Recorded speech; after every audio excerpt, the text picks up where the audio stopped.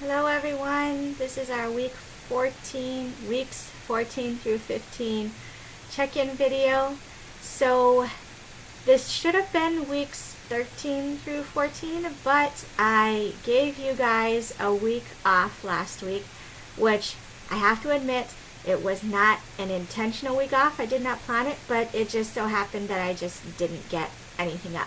And I know you guys often don't even look at this stuff until the week that an assignment is due, but I've decided that we had an extra week, so I'm pushing everything back, so we actually will finish out our assignments not this Saturday but next Saturday, and we'll have our final essay being covered as well. So first off, short week this week, really excited, ridiculously excited considering that I'm really not doing anything for Thanksgiving. I don't have anyone coming over, not doing a big fancy dinner. I honestly went to Target the other day. I really want turkey. I went to Target the other day and bought one of those cook in a bag, no bones, no skin turkey breast things.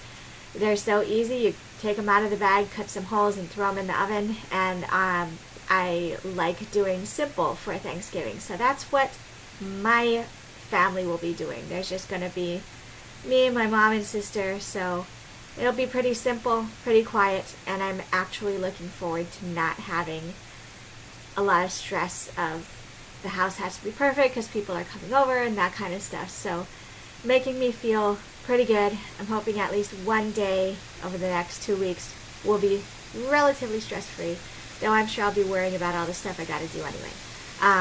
So I hope you guys are looking forward to that. I hope that your stress levels aren't too bad, and especially nothing from this class, because this class is not meant to stress you out. But let's do some looking at what we have coming up in our last 2 weeks. So last 3 weeks, a week ago, we talked about online tutoring, and so I did look over your guys' responses to those prompts, and we'll be getting your grades up for that within the week. I did notice that a lot of us did not do that assignment for whatever reason. So even though we're at the end of the semester, we still have to remember to push through and get everything done. So don't let everything fall apart at the end here. We're almost there. Okay? So moving from talking about online tutoring, we're talking about a different format for tutoring.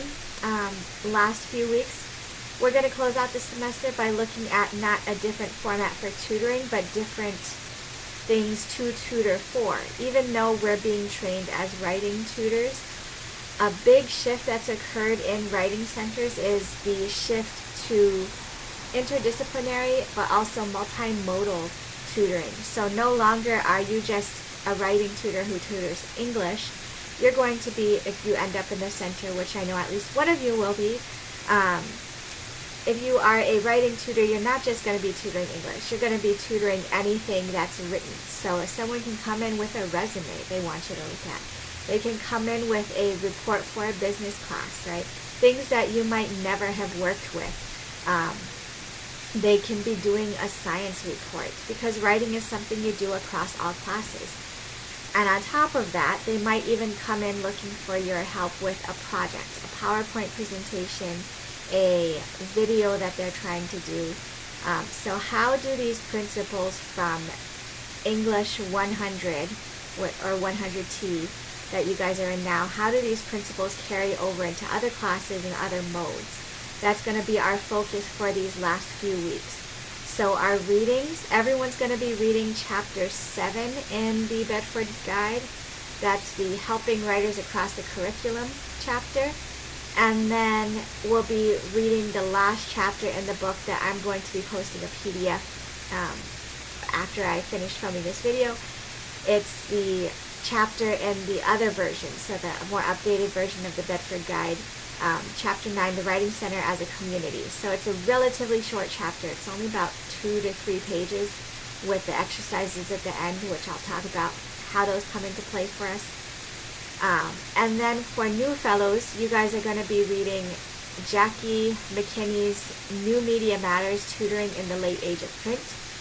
And the returning fellows, I've got two options for you. Pick one, either Arlene Archer's Clip Art or Design, or Ben Gunsberg's The Evaluative Dynamics of Multimodal Composing. I know, so exciting, these titles. So really the new fellows, you're focusing more on the tutoring part of the multimodal projects, and the returnees are moving more into the logic of why we teach multimodal text, but there is the one that ties in the role of the writing centers there. So depends on what your interests are. And then this will be the focus of our prompts for the blog. Let me get there so I can be looking at them as I'm talking about them. So the final blog response, New fellows, you are talking about, let's see, the multidisciplinary stuff, how you use your knowledge of writing to help a student outside of English classes, and you can talk about writing and multimodal. So really the focus is the interdisciplinary part, but bring in the multimodal discussion as well, being able to help with things that are not just writing. And the returning fellows, you are along the same lines, but thinking again at the reasons why we do things. So I'm pushing you a little further here. Why do you think this shift from purely text-based composition to multimodal, multitextual projects has occurred? What does it reflect about the way that society is changing? The way that we communicate is changing, right? What does this mean for the modern day writing center? And I put writing in quotes in your prompt because it's not just about writing anymore. How do you as a writing tutor still assist students with these types of projects? And then I ask you to specifically reference the article that you choose to read from your two prompts. Okay, so the last blog response is pretty straightforward. But I do want to discuss in this video also our final essay, which I did get posted up. And like the blog responses, I've decided to give two different prompts, but I'm stealing them both from your Bedford Guide. So if you go to page 112 in your guys' version, the 5th version, the red cover one, the new fellows, you guys are responding to the exercise 9A prompt with a bit of a disclaimer that I put on there that they mention the research and scholarship and tying that in with your discussion. But I'm not going to force you to do outside research. You can use the sources that we've been working with all semester long, things that you've already read. If you'd like to do outside research, go for it, but not required. So essentially your prompt is asking you to think of your tutoring philosophy in light of your work with the students, your reading of the different chapters and the different PDFs that I've provided throughout the semester, and your discussions with your other fellows. So the one other person that you're in the class with, the other fellows you've met with and discussed things with at meetings. So really developing a tutoring philosophy. At the end of this semester, what is tutoring, being a writing tutor, about for you?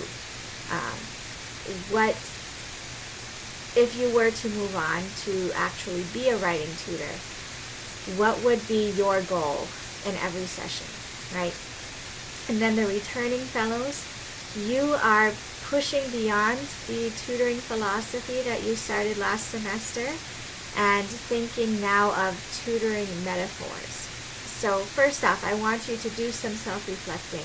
How did this semester differ from last?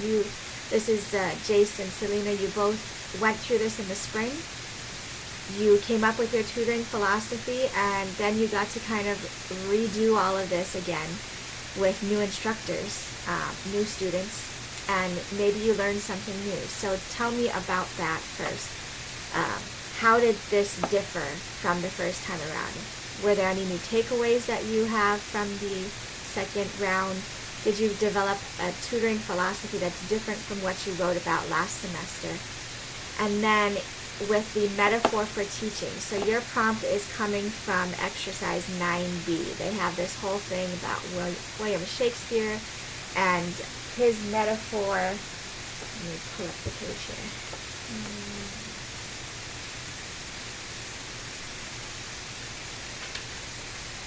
Sorry. They talk about William Shakespeare describing the world as a stage. All the world's a stage, and all the men and women, all the men merely players in it. Robert Burns, my love's like a red, red rose, right? So taking these things, turning them into metaphors. I want you to do the same thing with tutoring. So they have an example of someone talking about tutoring is like playing jazz. So basically, you can be talking about tutoring in reference to something you already know. So, Jace, I know you're very much into Shakespearean theater. I see you all the time when the Hawaii Shakespeare touring company comes to campus. Selena, I know that you are very passionate about your car sales. So you can make some ties there, or you can go in entirely different directions. Whatever you would like, I want you to come up with a metaphor for tutoring. And then your slight disclaimer is that at the end of that prompt, it talks about sharing your metaphor with tutors, discussing it, and possibly even creating a visual presentation. I don't want you to do any of that. We're going to stick to the written word, just pure writing, especially because it's the end of the semester and I don't want to make things any more complicated, have to figure out how we could all meet to share these things. Okay, so that is your final essay. The basic requirements for everybody is that it's got to be 3 to 5 pages double spaced. Okay, I believe, I'm trying to remember if I have my formatting guidelines up here. Let's see.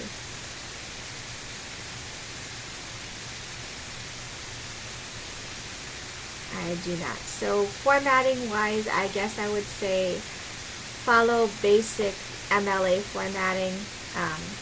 If you don't know, then feel free to ask. And it's going to be due on December 5th by midnight. So don't let Laulima confuse you. It has to say, it says on Laulima December 6th, 12 a.m. That is the same as December 5th, midnight, right? The way time works, midnight is actually the very first minute of the next day. So December 6th, midnight, we want to think of it as 11:59 p.m. on December 5th. Okay, and that is a Monday. So I'm giving you 2 weeks and a couple extra days to get this done. And I had talked to you guys about possibly doing a peer review of this before, and I haven't yet been able to figure out the logistics of that. So we're going to bypass that, and I will be open to suggestions you guys might have for the next time around. And speaking of which, you'll also be seeing the student eval email coming around soon. I just got it this afternoon. So any feedback you might have on how this class can improve for next time, start compiling it now. I will be asking for this kind of feedback at our next meeting, our final meeting, which is on December 2nd. Okay, so it's basically the Friday before our stuff is due.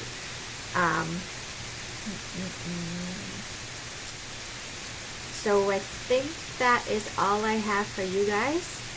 I have very much enjoyed this class working with you all, and I hope that you have been able to take something out of it, whether this was your first time around or a repeat performance.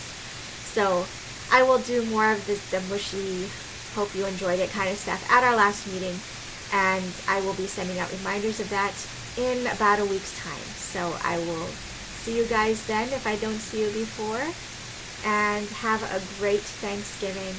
Take Thursday off officially. Try not to think about school or work.